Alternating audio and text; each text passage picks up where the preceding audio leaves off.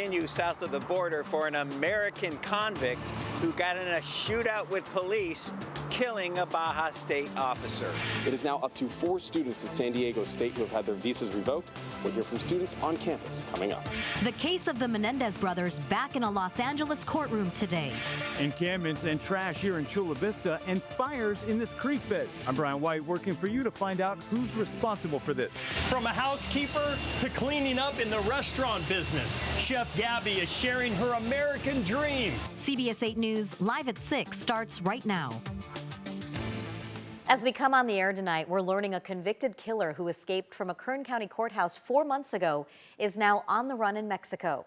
Good evening and thanks so much for joining us. I'm Marcella Lee. And I'm Anna Laurel, and for Carlo Chiquetto. Authorities tell us Cesar Hernandez got in a shootout with Baja State Police this week and then killed a commanding officer.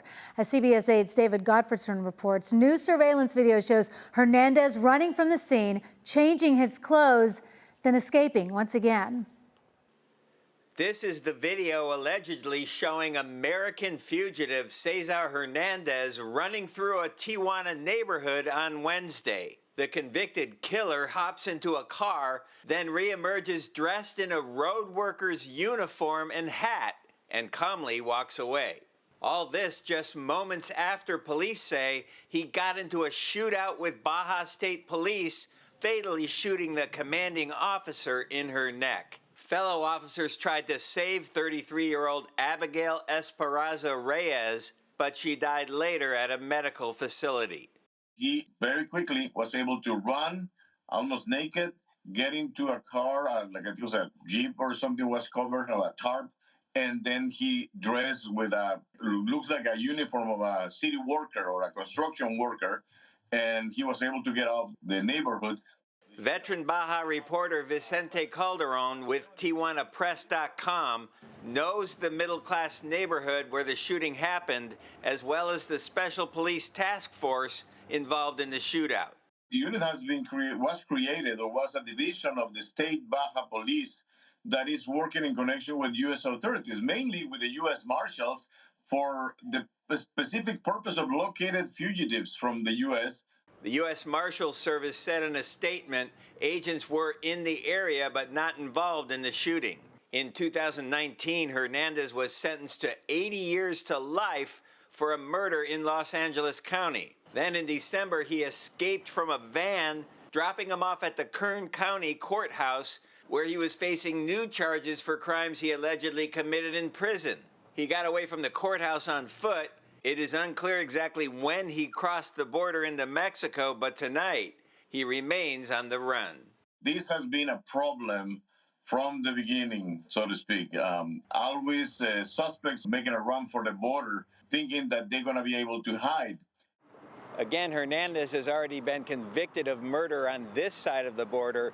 Now he faces prosecution for the murder of an officer in Mexico. In San Ysidro, David Gottfredson, CBS 8. All right, David, thank you.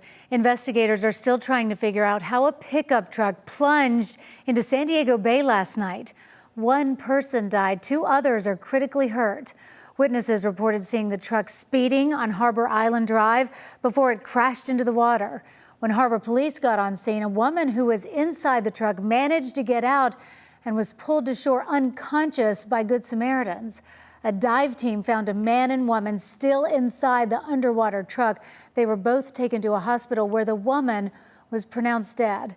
Details on the conditions of the man and the other woman were not released. San Diego State University's president is now telling campus 4 international students attending the university had their F1 student visas revoked.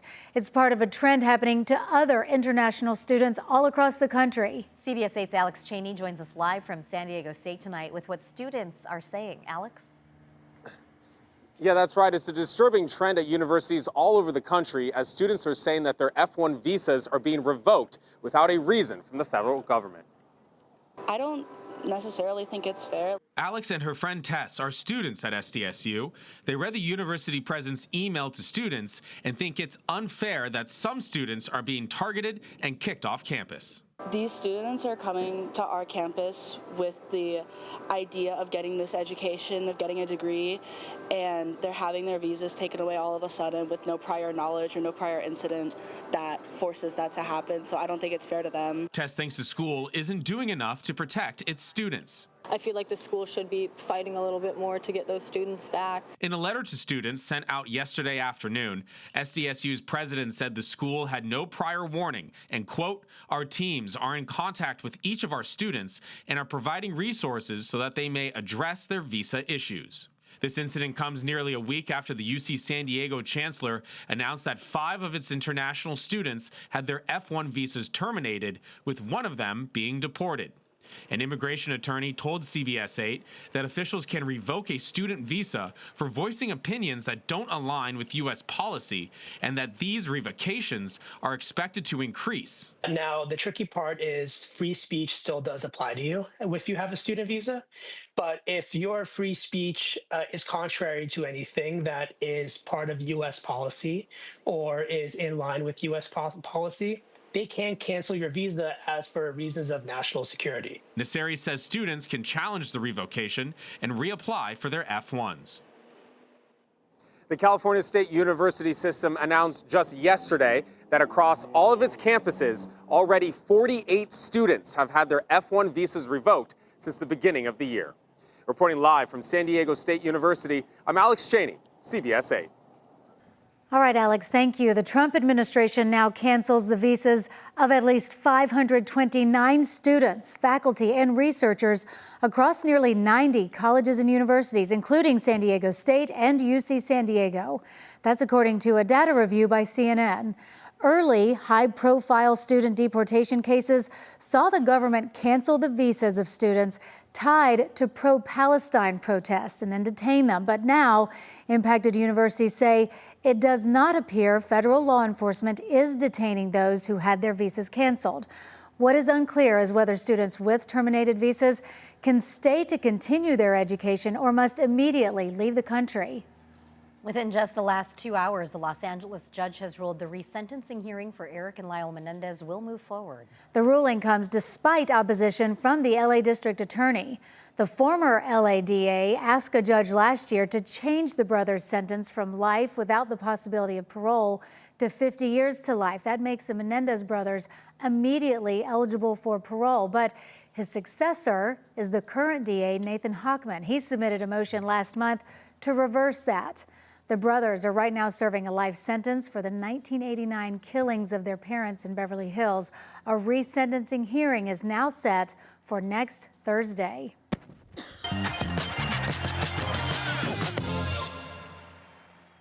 Fire fever is in full force tonight as the San Diego Padres return to Petco for another homestand. Tonight, the Padres are taking on the Colorado Rockies with first pitch set for less than an hour from now. CBS 8's Jake Garriani joins us early for more on what we can expect to see tonight, Jake. Exciting to have the team back in town. You know, looking forward to them playing tonight against the Colorado Rockies, which is funny enough a team that has given them trouble over the years, even though the Rockies are absolutely terrible at baseball in recent memory. They're 3-9 on the season, while the Padres come in with the best record in all of Major League Baseball. In fact, the Friars are just one of 2 teams in MLB with 10 wins this season, the other being the Los Angeles Dodgers. The Padres will have Nick Pivetta on the mound tonight. They went 3-3 on that road trip, and I promise if you go 500 all year long on the road, it's going to be a great season. Friar fans probably got a little bit of mixed feelings today as reinforcements are on their way, but another key player is headed to the injured list. For more on the team and the moves, our Karthik Venkatraman is down at Petco Park. Good news for the Padres today as Fernando Tatis Jr. will return to the starting lineup after missing the last game of the series against the Athletics on Wednesday with left shoulder discomfort. Bad news for the Padres second baseman Jake Cronenworth is going to be placed on the 10-day injury list as he has a non-displaced right rib fracture, an injury he suffered in the last game of the series against the Cubs on Sunday. Toughed it out though, played the first 2 games of that series against the Athletics in which he even hit a home home run. Mike Schultz said that's how tough he is, but the discomfort really came for Cronenworth after those first 2 games. The pain really started to ramp up. He spoke about it today in the clubhouse. When did you find out about the fracture? Yesterday afternoon. X-ray? MRI. Thought I could play through it and thought it was just a bruise, and happened to be something else. As Cronenworth goes to the injured list, they call up a guy from AAA from El Paso, a guy that Padres fans know well, and Tyler Wade, an infielder and outfielder. Didn't make the opening day roster, was a little disappointed, but now gets to join the Padres and hoping to contribute to some wins. Never a fun time hearing that conversation, but everyone in that room expressed how much I mean to this team and this organization. It just came down to the numbers thing, and we talked throughout the days, and I think we all realized that I'd be back here shortly. And I know the role that I play on this team and the value that I bring. Starting pitcher Dylan Cease, a new look in the clubhouse today, completely shaved off the beard and mustache. Both are gone now after that game against the Athletics in which he gave up 9 earned runs. I guess he just needed a change of pace. Mike Schultz even needed a double take when he saw him today in the clubhouse. There's a guy that came in the clubhouse today that still has phenomenal hair. I mean, his hair is as good as his fastball and his slider metrics, Dylan Cease's hair. I mean, like 70 plus hair. But he shaved the beard, and it was like a little double take, like, who is a stranger in our clubhouse? The Padres returning after a little bit of a weird road trip to San Diego. First, they went on to take the Chicago Cubs at Wrigley Field, cold environment. Then they had to travel to Sacramento to take on the Athletics in a not up to snuff, really, Major League Baseball stadium. Nonetheless, they're back in San Diego. Fernando Tatis Jr. said it like this, that he is just glad to breathe the beautiful air of San Diego again, and they're ready to take on the Rockies this weekend, a team that's been very pesky at Petco Park recently. Padres look to take care of business. Back to you, Jake. Thank you very much, Karthik. First pitch in about 30 minutes. The question is, if I shave my beard, would you guys recognize me? I don't know. Let's try it tomorrow. Tomorrow's Saturday, Monday. Don't do it, says Carlene Carly. says no. On a more serious note, great to have Fernando back in the lineup. Hopefully his shoulder stays nice and healthy. Bummer to see Jake go to the IL. Hopefully the rib thing doesn't take too long. No. But it's baseball. There's going to be injuries throughout the whole season. You got to kind of weather the storms as you go through those. Maybe it's good that it started early, and they'll be when it really counts later. Get all the injuries out of the way, and then just win the rest of the game. Yes. Thanks, Jake. Well, are you confused by the expiration dates printed on food packaging? We are working for your wallet tonight, clearing up any confusion you may have. Still ahead. Plus, why San Diego's real estate market is unlike any other in California. And festival faux pas as music fans return to the desert for Coachella. How long some people say they waited just to get into their campsite. And in that forecast, we're starting to see that haziness rolling right back in again. We had some pesky fog earlier this morning. It looks like it's going to be sticking around for the next few nights and mornings all the way into the start of next week. Details are ahead.